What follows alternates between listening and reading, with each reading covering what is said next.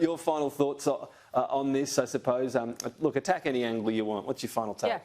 Yeah, well, look, let's be clear. We are now out of our technical recession, so that as well is going to add to confidence. But on the ground, you've been talking about what businesses are doing and the potential for reform. I was speaking to Dominic Perrottet yesterday, and he was very much gung-ho about his stamp duty, land tax reform. But that's going to take time, you know. And this sort of asset recycling, I think, is really important. He's got his WestConnex, which is we're going to be on the sale block, and other things which are going to be sold and reinvested into construction, which I think, if it happens at pace, will be very, very important. But at the end of the day, yes, Jim Chalmers was jumping on the OECD's concerns about what we're going to do about JobKeeper and, you know, come March. And I do think, going back to Kieran's point, that will be key.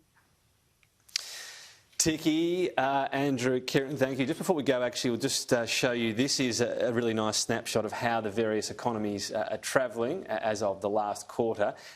When you see the various elements, you see what we're talking about. Victoria, minus 1%, so there's some serious legroom. Look, it's a bit of a misnomer to look at this in isolation. You look at ACT, 2%. Well, it barely shrunk, I think. Only just tipped into technical recession, the ACT. So it's a lower fall to come off from, but you can see such strong figures in the rest of the states and territories, including in WA, which again didn't fall as far. So that's state by state, June, September in these GDP figures.